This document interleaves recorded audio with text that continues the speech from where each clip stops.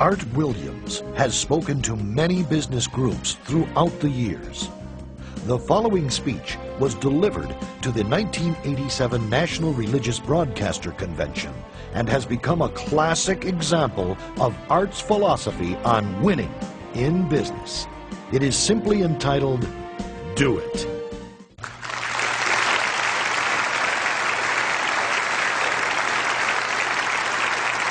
Thank you. Thank you, Jerry. And I tell you, I don't know if I've been this nervous in a long time. This is the most intimidating thing that I think's ever happened to me. An old dumb South Georgia football coach speaking to a bunch of TV personalities like many of you, many great evangelists in the audience, and who put me between Falwell and Swaggart on the same night just totally blows me away. But I'll try to give it my best shot. I was asked to talk to you about how to win in business. I think it's a good subject for you to think about because I believe business in America is in a crisis situation today. All you have to do is read the paper and every month see our trade deficit, and it's just a very depressing situation.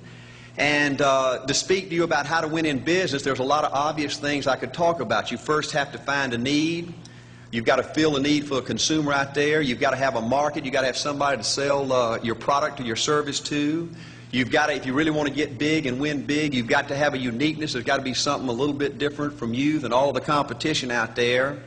But by far the most important thing you've got to have to win in business in these United States today is a very unique kind of mental toughness. I believe the difference in winning and losing in the free enterprise system is so small, it's almost too scary to talk about.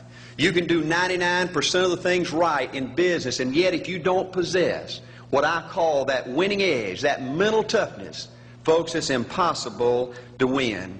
I believe the thinking in corporate America has been screwed up over these last 20 or 25 years, and I believe this screwed up kind of thinking started in our big liberal universities today. I believe a college degree in business for most universities today is not worth the paper it's written on. I just had a son graduate from the University of Georgia a few months ago. The reason I think that is because most of these professors in most of these universities today hadn't got enough common sense to get in out of the rain. They don't have any idea what it takes to win out there in the real world. They deal in a bunch of theory. These people have tried to fill up corporate America with this kind of thinking. These are the special people. If you're born rich, if you're born on the right side of the track, they rule you, the privileged class in America. If you're born poor from an average, ordinary background like I came from, they say you're supposed to give up all your big dreams and all your big ambitions and all your big hope. If you have a high IQ, they rule you brilliant. If you have an average IQ like me, they say you ought to drive a truck or be a janitor. Well, bull. That ain't the way. That ain't the way it is, and that ain't the way it ever was. They ain't nobody ever designed a test, nor will they design a test that can measure the heart of a man or a woman. The things that are unique to winning in business in America today are not outside artificial things like IQs, college board scores, college degrees, and stuff like that. The key to winning in these United States is what's inside a person. It's your integrity. It's your people abilities. It's your character. I believe in developing this winning edge. I've got 10 or 12 points that I won't be able to go over with you tonight, but let me just give you a flavor of what I think you've got to do to succeed in these United States. Number one, you've got to get excited. Folks, I don't believe anybody will ever tell you anything more important than this in winning in these United States. 90+% of winning in anything you try to do in America today, you've got to be excited. People in America won't follow or believe in a negative, dull, disillusioned, frustrated, dadgum crybaby. People want people that are positive and excited and enthusiastic and tough. The greatest definition I ever heard, I thought about this 10 million times when I wanted to quit along the way of a winner. This guy said almost everybody in America can stay excited for 2 or 3 months. A few people can stay excited for 2 or 3 years. But a winner will stay excited for 30 years or ever how long it takes to win.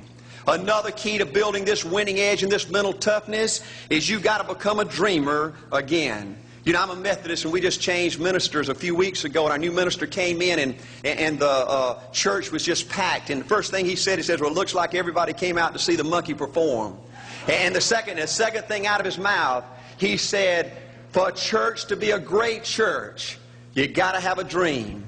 If you don't have a dream, you're dead.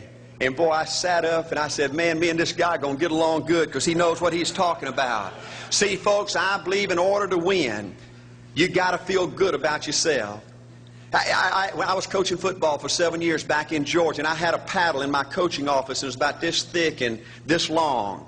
And in the fat end, I had little holes bored in it so you could really get some speed and blister their little butt, you know, when they misbehaved. And I had a rule on my football team that if any kid said, I can't, if any football player heard one of my football players said, I can't, he got to bring him in the coach's office and give him 3 licks. And it took me about a month to get all that thinking out of my players every year, you know. And I'd have football players knock on my door at recess and at lunch and after school. And he said, Coach, he said it. Coach, he said it.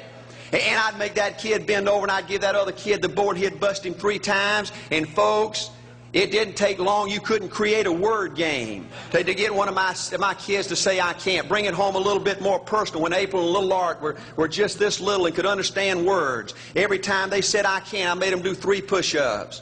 Folks, there ain't nothing you can't do in America if you want to bad enough. Another key in building this winning edge is, folks, you got to stand for something. People in America, the good people in America, are fed up with these dadgum fence sitters and mealy mouths.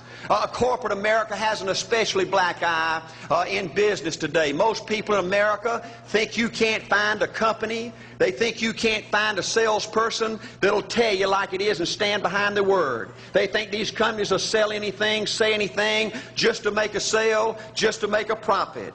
Well, you know what? Folks, if you want to win in the free enterprise system in America today, you got to stand for something. And another point, thank you, is yes, you're going to be controversial. Folks, if you want to win in these United States today, just get ready. You're going to be controversial. The only way not to be controversial is to be average and ordinary.